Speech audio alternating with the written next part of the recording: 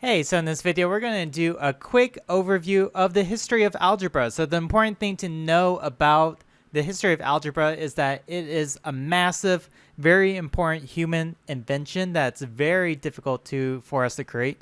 And it has taken thousands and thousands of years for humans to develop this tool of mathematics and algebra. So where did it all start? Well, lots of people say it started with this guy named Al-Khwarizmi, and he was born around 780 AD. So at the time of this video, it's 2019. So this was a super duper long time ago. They say this is kind of what the dude looked like. And he was kind of born around Uzbekistan, modern day Uzbekistan. And his occupation was mathematician, and he did a lot of astronomy, and also he worked in geometry. And he's often considered by many to be the father of algebra. Okay, so he created this book, algebra book, and they say this is where the word algebra came from, because in their language, this is the title of the book here. And in that title, you have this word called algebra, right? And so what that word means is this here. So the continuous book on calculation by completing and balancing. So algebra kind of loosely means to complete, balance, right? And that was written around 820 AD, and this is considered, I think, the cover of it. So that's pretty cool. Just to give you a little bit more history of algebra, because he is not, even though he was did this stuff in 820 AD, algebra has been down a long road of development, and it's taken a lot of work even before 820 AD. So check this out. So way back in like 2000 BC, right? So we're like way over here. So here's us, right?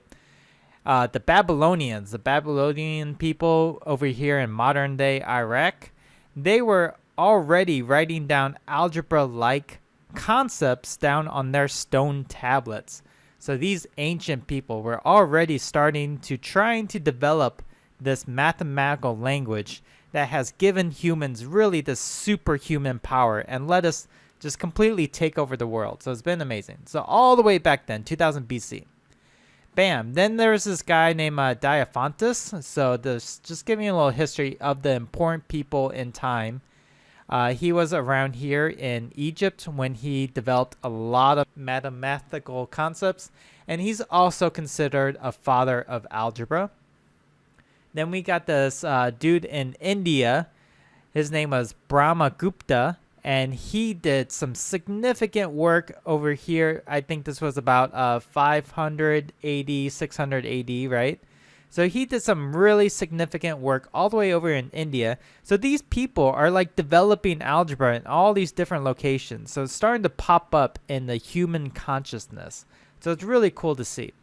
And then, of course, we got the Al-Khwarizmi. And, of course, he was considered the father of algebra, and he did some very significant work in that. Okay, so this is your quick just overview of the development of algebra and mathematics, and it's just really a significant invention by humans. Think of like modern day the internet, or the invention of the car, or the printing press.